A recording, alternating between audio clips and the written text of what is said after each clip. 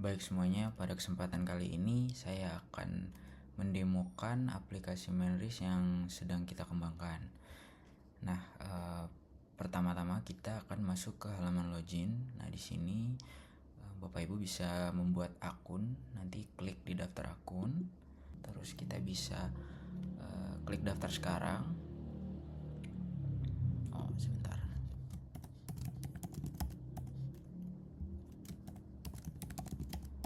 Ini kita bisa klik daftar sekarang untuk membuat akunnya. Nah, kemudian jika sudah, nanti Bapak Ibu akan di approve gitu ya oleh admin jika data registrasinya sudah benar. Nah, jika akun nanti sudah aktif, bisa melakukan login dengan memasukkan NIP dan password. Nah, kita tekan masuk untuk masuk ke dalam aplikasinya. Nah, kemudian kita akan redirect ke halaman dashboard. Nah, di dashboard ini itu data overview ya, jadi data recap dari data risiko yang ada. Di sini ada total risiko, risiko tinggi dan sangat tinggi, terus penanganan yang sudah melewati tenggat dan lain-lain. Nah, di sini juga ada heat map. Skor awal ini adalah skor awal yang kita berikan untuk risiko. Terus semester 1 ini akan muncul hasil penilaian di semester 1. Terus nanti lanjut semester 2 akan ada hasil di penilaian semester 2, hasil pemantauan. Maaf, terus terakhir adalah target skor yang ditentukan pada saat pembuatan profil risiko. Nah, nanti di sini juga muncul grafik total risiko per unit gitu ya. Nah, hari ini sekarang di video kali ini kita akan fokus ke main proses, dimana bagaimana risiko ini itu di manage ya, atau dipantau gitu. Proses transaksi risikonya seperti apa gitu ya. Nah, kita bisa ke daftar risiko terlebih dahulu. Nah, di sini nanti akan muncul list risiko-risiko yang dibuat. Terus nanti kita bisa menambahkan risiko gitu ya. Nah, nanti kita bisa langsung coba aja untuk menambahkan risikonya, profil risikonya. Nah, di sini kita bisa ada beberapa section gitu ya, dan field ini sudah sesuai dengan kertas kerja yang biasa Bapak Ibu pakai. Nah, di sini kita bisa tentukan aja judulnya, misalnya kita risiko A gitu ya. Terus deskripsinya ini bisa kita tulis deskripsi risiko A. Ini contoh aja ya. Nah, terus kategori risikonya nanti misalnya kebijakan. Nah, ini juga sudah sesuai dengan kategori risiko yang ada di KMK. Nah, kemudian kita bisa simpan draft dulu untuk menyimpan pekerjaan kita dulu ya, sebelum nanti kita bisa lanjutkan lagi. Nanti risikonya itu akan terbuat, dan satunya adalah draft gitu ya. Nah, untuk melanjutkan lagi pembuatan risikonya, kita bisa klik judul risikonya, kemudian nanti kita bisa lanjut ya. Ini nanti sudah ada kode risikonya dan unitnya apa gitu, ini akan otomatis. Terus sebab kita bisa isi beberapa gitu ya, sebab A, sebab B. Nah, ini nanti bisa multiple ya, jadi bisa lebih dari satu dan bentuknya list. Nah, terus di sini kita bisa tentukan juga sumber risikonya, internal atau eksternal, terus tingkat kendalinya controllable atau uncontrollable. Nah, terus kita lanjut ke dampak. Dampak ini sama seperti sebab, ini bentuknya list gitu ya. Nah, kita bisa coba isi aja A, terus dampak B, nah, terus dampak C misalnya. Selanjutnya kita ke bagian analisis risiko, misalnya pengendalian yang ada, misalnya contoh pengendalian A misalnya. Di sini kita perlu isi juga efektivitas pengendaliannya. Ada dua pilihan, efektif dan tidak efektif. Misalnya kita pilih efektif. Nah, terus di sini probabilitasnya kita isi hampir pasti kita isi yang paling tinggi. Nah, di sini akan ada indikator berupa kalau misalnya skornya itu di atas batas gitu yang ditentukan, dia akan memunculkan informasi jika ini perlu mitigasi. Nah kalau dia di bawah nanti ada indikator dalam batas ini, artinya risiko ini tidak required untuk dilakukan mitigasi seperti itu. Nah ini probabilitasnya kita set sangat tinggi misalnya, terus selera risikonya di atas batas selera risiko.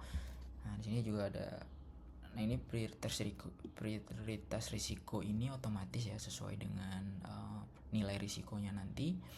Nah kemudian pilihan penanganannya ada 4 di sini, ini sesuai KMK juga. Misalnya kita pilih mitigasi ya. Nah di sini kita bisa menambahkan rencana penanganan. Nah ini ada mitigasinya, misalnya penanganan 1 PIC-nya ini kita bisa pilih sendiri. Misalnya mitigasinya saya set ke risky, ke saya sendiri, misalnya ke akun ini.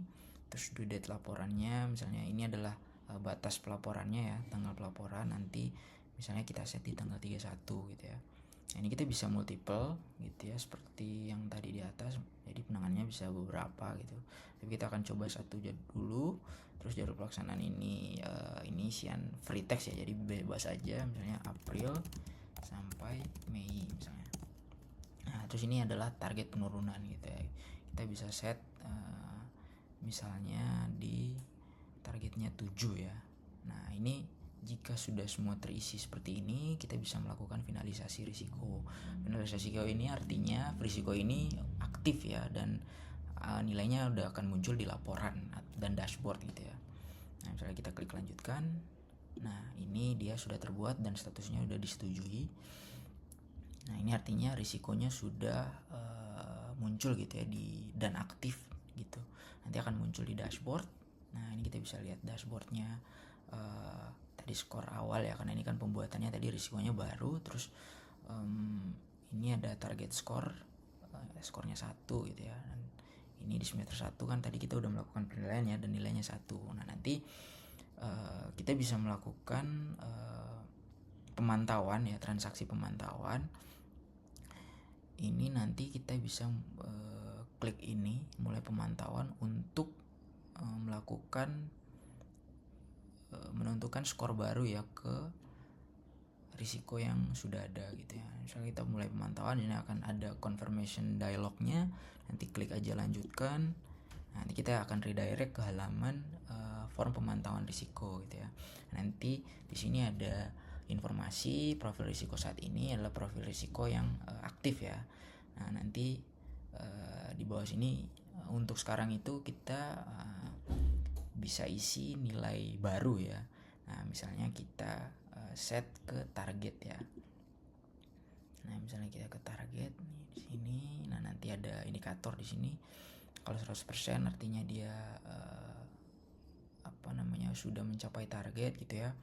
Nah ini nanti akan berubah-ubah, ini akan intuitif berubah-ubah sesuai dengan nilai yang sesuai jarak dia dengan target gitu ya. Nah di bawah sini ada 2 field, tapi ini opsional untuk sekarang, tapi alangkah baiknya jika diisi gitu ya, alasan perubahan skor dan saran tindak lanjut gitu ya dari proses pemantauan ini. Nah ini juga bisa di draft dulu. Nah, nanti akan muncul draft pemantauan, ini artinya ada transaksi pemantauan yang sedang berjalan gitu ya, sedang dalam proses. Nah ini nilainya belum ter-apply ya, karena masih draft. Nah di sini masih nilainya masih yang lama, masih yang sangat tinggi tadi 25. Nah, terus kalau kita mau melanjutkan transaksinya, kita bisa lanjutkan pemantauan untuk finalisasi. Kalau misalnya skornya sudah oke gitu ya, sudah sesuai, kita bisa melakukan finalisasi pemantauan. Kita klik lanjutkan. Nah risikonya akan berubah ya, nilainya jadi 7 dan tingkat risikonya rendah gitu ya, dan akan muncul di dashboard seperti ini. Nah nanti dia pindah dari tadi di atas itu ke bawah sini ya untuk penilaian semester 1. Nah jadi semester 1 itu per semester itu akan mengambil versi terakhir risiko gitu ya, skor terakhir risiko. Di halaman risiko ini kita juga bisa melakukan import risiko ya. Jadi kita bisa membuat risiko baru menggunakan template Excel yang biasa Bapak Ibu pakai. Nanti bisa download templatenya dulu di sini, download template. Nanti templatenya akan terdownload dan kita buka. Nah, ini nanti templatenya bentuknya seperti ini ya. Ini udah seperti kertas kerja yang Bapak Ibu pakai. Nah, nanti kita coba ya dengan data, contoh data ini. Misalnya ini yang satu, yang dua ya. Kita ada dua risiko. Kita nggak usah ubah ininya. Coba kita upload ya. Nah, nanti kita uploadnya itu lewat sini dulu. Kemudian kita pilih. Nah, nanti akan muncul previewnya ya. Kalau misalnya semua fieldnya udah valid, itu statusnya akan valid. Dan kalau misalnya ada error, nanti dia akan menunjukkan error. Nah, ini kita akan buat, kita submit aja. Nah, ini dua risiko udah berhasil dibuat. Ini kita kembali ke list risikonya. Nah, ini ya tadi udah terbuat. Usulan layanan tidak sesuai kewenangan dan risiko 2 gitu ya. Nah, ini statusnya draft. Ini nanti bisa langsung difinalisasi. Nah, ini bisa diisi dulu. Contoh deskripsi. Nah, jika sudah difinalisasi statusnya akan berubah. Misalnya contoh deskripsi. Finalisasi. Nah, selain itu kita juga bisa membuat transaksi pemantauan ya. Nanti kita pilih aja dulu periodenya. Misalnya kita pilih periode yang sekarang, terus kita download template.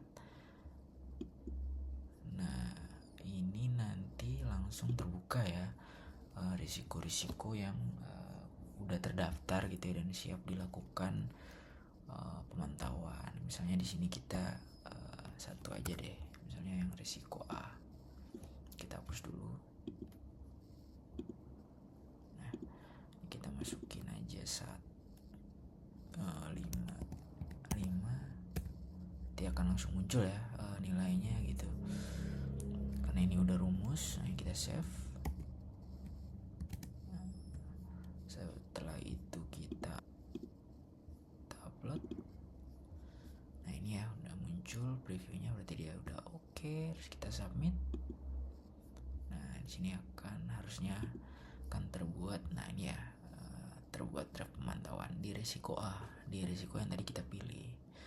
Dan ini kita bisa langsung review dulu isiannya. Kalau sudah oke, kita bisa finalisasi pemantauan. Nah, nanti risiko itu akan menjadi menggunakan nilai terbaru gitu ya, seperti itu. Nah, itu untuk siklus penilaian risikonya ya, atau pemantauan risiko gitu. Nah, selanjutnya ada modul kertas kerja. Nah, kertas kerja ini nanti akan menjadi kita bisa bikin dokumen kertas kerja yang biasa Bapak Ibu pakai gitu ya.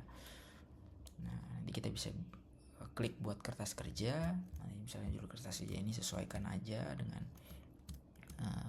Bapak Ibu. Misalnya kertas kerja semester 1. Nah, ini kita bisa pilih ya risiko mana aja yang mau kita masukkan ke kertas kerja gitu ya. Misalnya kita pilih semua, ini bisa pilih semua atau pilih salah satu gitu ya. Nah, kalau kita pilih versi terakhir yang disetujui, berarti versi yang sekarang kita masukkan ke kertas kerja.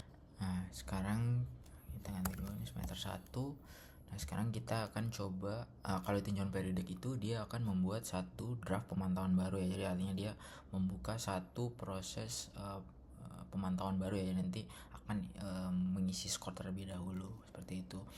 Nah, ini sekarang kita akan coba use case-nya adalah tinjauan periodik.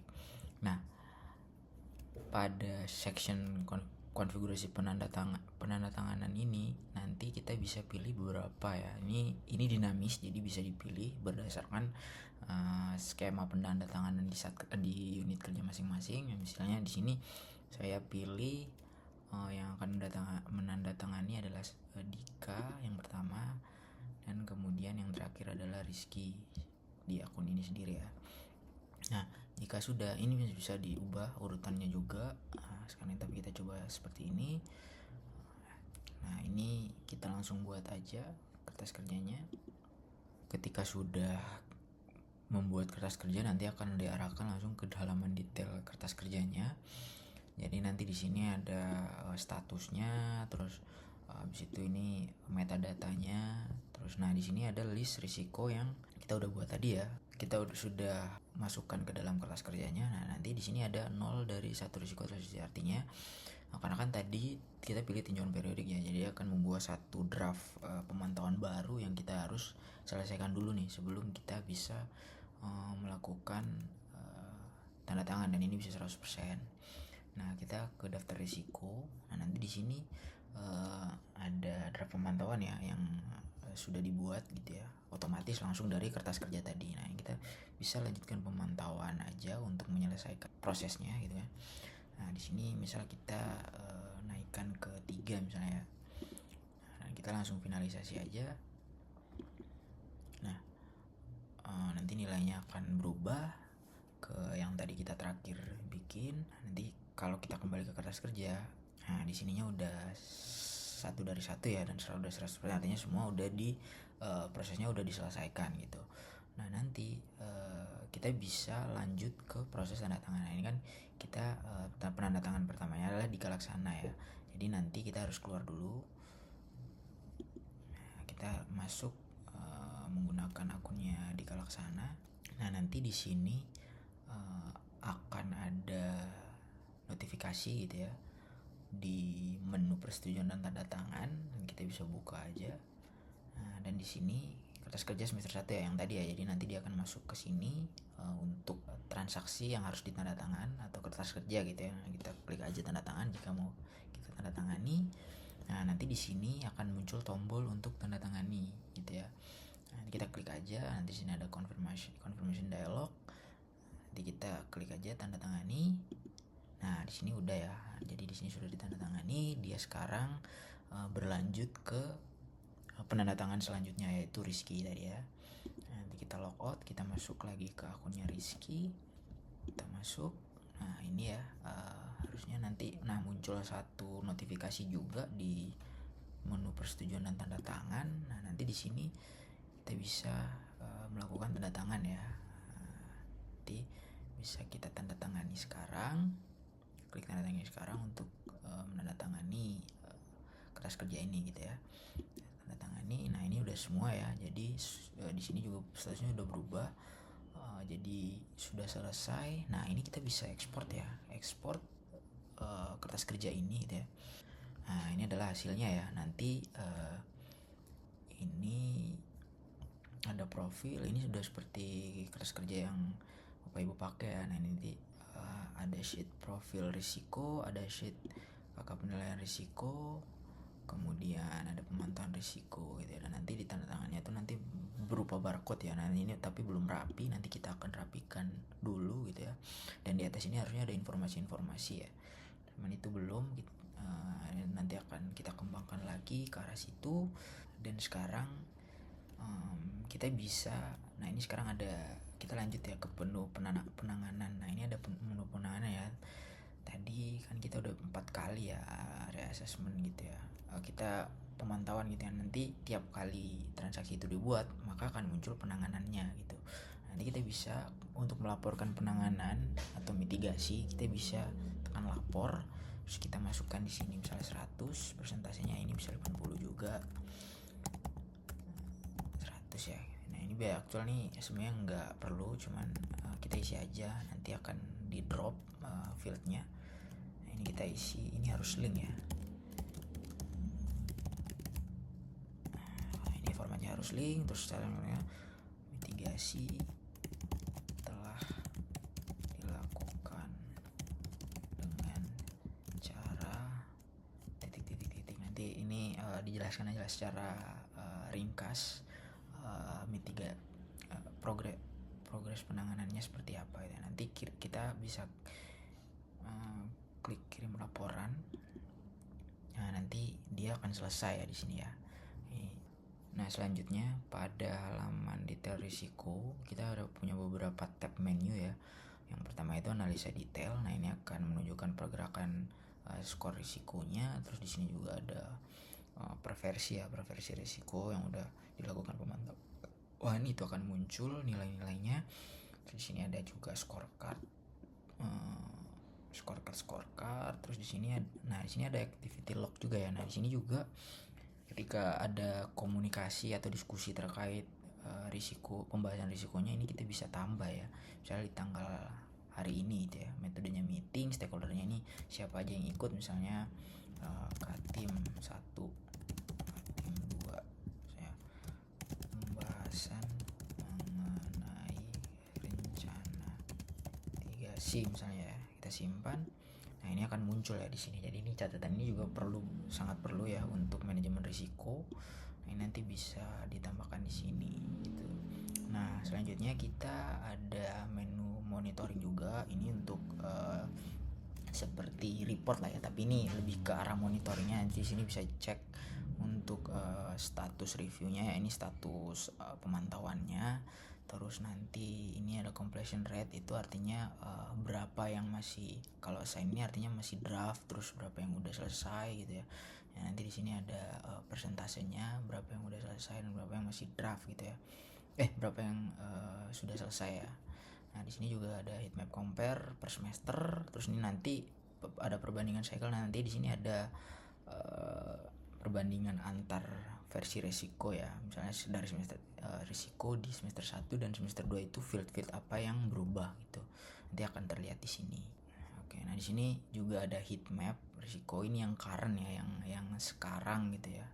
Nah, terus ini ada risiko teratas, ini nanti diurutkan berdasarkan risiko yang paling kritikal ya. Ini rumusnya itu sesuai dengan KMK untuk penentuan risiko mana yang paling kritikal gitu ya. Nah, di sini ada perubahan risiko. Nah, ini terus ada progres penanganan gitu. Nah, di sini juga ada laporan ya, menu laporan, terus ada submenunya analisis risiko. Nah, di sini ada beberapa ya menu, misalnya ini distribusi kategori risiko, nanti per kategori ya, terus nanti per level juga, nanti pakai stack bar gitu. Terus ini nanti laporan pergerakan risiko, ini nanti dari semester ke semester. Terus pergerakan risiko yang per organisasi juga ada, tapi ini untuk di level nanti organisasi mungkin eselon 1 ya. Nah, terus ini paparan risiko, nah, ini nilai risikonya per unit gitu ya. Terus ini tren risiko, nanti berapa banyak yang risiko sedang tinggi atau sangat tinggi gitu ya per semesternya. Terus ini nanti persentasenya gitu ya, tingkat risiko kritis. Terus ini nanti juga ada progres kertas kerja ya di sini ya. Jadi nanti bisa dipantau gitu ya, semua unit kertas kerjanya progresnya seperti apa gitu ya, sudah sampai mana gitu ya. Nah, terus ini ada monitoring kepatuhan, ini ada beberapa. Yang pertama ini timeline penanganan ya. Terus waktu respon unit ini terkait mitigasi gitu ya, dan persetujuan. Nah, seperti itu Bapak Ibu terkait aplikasi Menris ini. Jadi kita berharap semoga aplikasi ini bisa terus dikembangkan gitu ya. Kita mohon juga untuk senantiasa diberikan masukan gitu ya, atau saran-saran untuk pengembangan aplikasi ini untuk memudahkan Bapak Ibu dalam melakukan manajemen risiko. Baik, mungkin itu saja demo aplikasi Menris kali ini. Saya ucapkan terima kasih dan saya sudahi dulu video ini. Terima kasih semuanya.